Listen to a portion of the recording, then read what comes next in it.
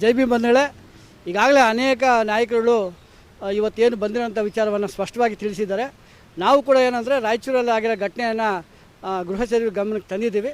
ಅವರು ಇದನ್ನು ಕೂಲಂಕಷವಾಗಿ ಯಾವುದೇ ರಾಜಕೀಯಕ್ಕೆ ಮಣಿಯದೆ, ಯಾರೇ ಪ್ರಭಾವಿ ವ್ಯಕ್ತಿಗಳಿಗೆ ಮಣಿಯದೆ ಒಂದು ಕಾನೂನು ಸಿಗುತ್ತೆ ಅಂಥೇಳಿ, ಯಾಕಂದರೆ ನೊಂದಂತಹ ಕಳ್ಕೊಂಡಂತಹ ಕುಟುಂಬಕ್ಕೆ ಒಂದು ನ್ಯಾಯ ಸಿಗುತ್ತೆ ಅಂತ ಭಾವಿಸಿದ್ದೀವಿ. ಆ ನ್ಯಾಯಕ್ಕಾಗಿ ನಾವು ಕಾಯ್ತಾ ಇದ್ದೀವಿ. ಮುಂದಿನ ದಿನಗಳಲ್ಲಿ ಆ ನ್ಯಾಯ ಸಿಕ್ಕಿಲ್ಲ ಅಂದರೆ ನಮ್ಮ ಹೋರಾಟ ಮುಂದುವರಿತದೆ ಅಂತ ಹೇಳ್ತೀನಿ. ಈ ಮೂಲಕ ಹೇಳ್ತೀನಿ. ನನ್ನ ಹೆಸರು ಬೆಳ್ತೂರು ವೆಂಕಟೇಶ್ ಅಂತೇಳಿ, ಕರ್ನಾಟಕ ರಿಪಬ್ಲಿಕ್ ಸಂಘಟನೆ ರಾಜ್ಯಾಧ್ಯಕ್ಷ. ಜೈ ಭೀಮ್ ಬಂಧುಗಳೇ, ಏನಿವತ್ತಿನ ದಿವಸ ನಾವು ಭೀಮ ಸಂಘಟನೆಗಳ ಮಹಾ ಒಕ್ಕೂಟ ಇವತ್ತು ನಮ್ಮ ಗೃಹ ಮಂತ್ರಿಗಳಾಗಿರ್ತಕ್ಕಂಥ ಪ್ರಿಯಾಂಕಾ ಖರ್ಗೆ ಅವ್ರನ್ನ ಭೇಟಿಯಾಗಿದ್ವಿ.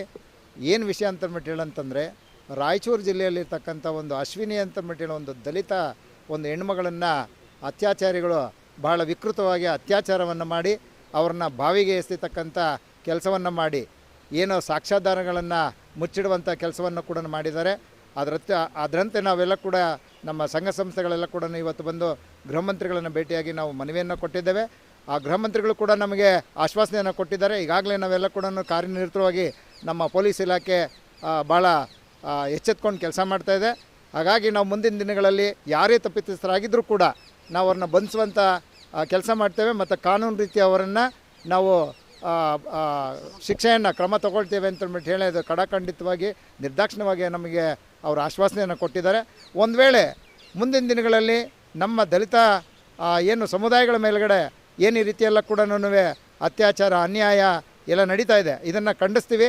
ಭೀಮ ಸಂಘಟನೆಗಳ ಮಹಾ ಒಕ್ಕೂಟ ಮುಂದಿನ ದಿನಗಳಿಗೆ ಭಾರಿ ನ್ಯಾಯ ಒದಗಿಸಲಿಲ್ಲ ಅಂತಂದ್ಬಿಟ್ಟು ಹೇಳಿದ್ರೆ ಭಾಳ ದೊಡ್ಡ ಮಟ್ಟದಲ್ಲಿ ನಮ್ಮ ಬೆಂಗಳೂರಲ್ಲಿ ಇರ್ತಕ್ಕಂಥ ಫ್ರೀಡಮ್ ಪಾರ್ಕಲ್ಲಿ ನಾವು ನೂತನವಾಗಿರ್ತಕ್ಕಂಥ ಒಂದು ಹೋರಾಟವನ್ನು ಕೂಡ ಮಾಡ್ತಾಯಿದ್ದೇವೆ. ಹಾಗೆ ಈಗ ನಮ್ಮ ರಾಷ್ಟ್ರೀಯ ನಾಯಕರಾಗಿರ್ತಕ್ಕಂಥ ಏನು ಮಲ್ಲಿಕಾರ್ಜುನ ಖರ್ಗೆ ಅವರ ವಿಚಾರವಾಗಿ ಕೂಡ ಅವರು ಭಾಷಣ ಮಾಡಿ ಬಂದ ನಂತರ ಆ ಜಾಗವನ್ನು ಸ್ವಚ್ಛ ಮಾಡ್ತಕ್ಕಂಥ ಮುಖಾಂತರವಾಗಿ ಇಡೀ ದೇಶಕ್ಕೆ ನಮ್ಮ ಸಮುದಾಯಗಳಿಗೆಲ್ಲ ಕೂಡ ಅಪಮಾನ ಅವಮಾನಗಳನ್ನು ಮಾಡ್ತಕ್ಕಂಥ ಒಂದು ಕೆಲಸವನ್ನು ಯಾರು ಎಸಗಿದ್ದಾರೆ ಅವ್ರ ಮೇಲ್ಗಡೆ ಕಾನೂನು ರೀತಿ ಒಳಗಡೆ ಕಠಿಣವಾಗಿರ್ತಕ್ಕಂಥ ಕ್ರಮ ತಗೊಳ್ಬೇಕು.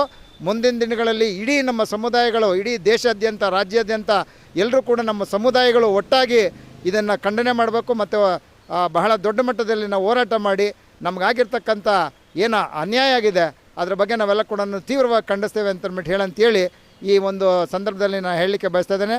ನಾನು ಕರ್ನಾಟಕ ದಲಿತ ಕ್ರಿಯಾ ವೇದಿಕೆ ರಾಜ್ಯಾಧ್ಯಕ್ಷ ಕಾಡುಗೋಡಿ ಸೊಣ್ಣಪ್ಪ. ರಾಯಚೂರು ಜಿಲ್ಲೆಯ ವಕ್ರಾಣಿ ಗ್ರಾಮದಲ್ಲಿ ಆಗಿರೋಂಥ ಅಶ್ವಿನಿಯವರ ಸಾಮೂಹಿಕ ಅತ್ಯಾಚಾರ ಮತ್ತು ಕೊಲೆ ಪ್ರಕರಣಕ್ಕೆ ಸಂಬಂಧಪಟ್ಟಂಗೆ ಇವತ್ತು ಭೀಮಾ ಸಂಘಟನೆಗಳ ಮಹಾ ಒಕ್ಕೂಟದಿಂದ ಮಾನ್ಯ ಗೃಹ ಸಚಿವರನ್ನ ಭೇಟಿ ಮಾಡಿದ್ವಿ. ನಾವು ಅಲ್ಲಿ ಏನಾಗಿದೆ ಅನ್ನೋದನ್ನು ಸ್ಥಳೀಯವಾಗಿ ಏನು ನಡೀತಿದೆ, ಏನಾಗಿದೆ, ಮುಂದೇನಾಗಬೇಕು ಅನ್ನೋದನ್ನು ವಿವರವಾಗಿ ಹೇಳಿದ್ದೀವಿ. ಗೃಹ ಸಚಿವರು ಕೂಡ ಅದನ್ನು ಗಂಭೀರವಾಗಿ ತೊಗೊಂಡಿದ್ದೀವಿ. ಮುಂದಿನ ದಿನಗಳಲ್ಲೂ ಕೂಡ ಯಾವುದೇ ವ್ಯಕ್ತಿ ಅದರಲ್ಲಿ ಇನ್ವಾಲ್ವ್ ಆಗಿದ್ದರೆ, ಯಾವುದೇ ಪ್ರಭಾವ ಇರಲಿ, ಯಾವುದೇ ಜಾತಿಯವರಾಗಿರಲಿ, ಯಾವುದೇ ರಾಜಕೀಯ ಪಾರ್ಟಿಯವರಾಗಿರಲಿ, ಅವ್ರನ್ನ ಯಾರನ್ನೂ ಬಿಡೋದಿಲ್ಲ ಅಂತ ಅವ್ರು ಹೇಳಿದ್ದಾರೆ. ಇದು ಮೇಲ್ನೋಟಕ್ಕೆ ಏನು ಕಂಡು ಬರುತ್ತೆ ಅಂದರೆ, ಈ ಖಾಲಿ 3 ಜನನ ಬಂಧಿಸಿದ್ದಾರೆ, ಒಬ್ಬ ಮಿಸ್ಸಿಂಗಲ್ಲಿದ್ದಾನೆ. ಇದರಲ್ಲಿ ಇನ್ನೂ ಹಲವಾರು ಜನ ಇದ್ದಾರೆ ಅಂತ ನಾವು ಅದನ್ನು ಹೇಳಿದ್ದೀವಿ. ಈಗ ಹಲವಾರು ಜನನೂ ಕೂಡ ನಾವು ತನಿಖೆ ಮಾಡಿ ಬಂಧಿಸ್ತೀವಿ, ಯಾರನ್ನು ಬಿಡೋದಿಲ್ಲ ಅಂತ ಹೇಳಿದರೆ. ಹಾಗಾಗಿ ಗೃಹ ಸಚಿವರನ್ನ ನಾವು ಭೇಟಿ ಮಾಡಿ ಇವತ್ತು ಬಂದಿದ್ದೀವಿ.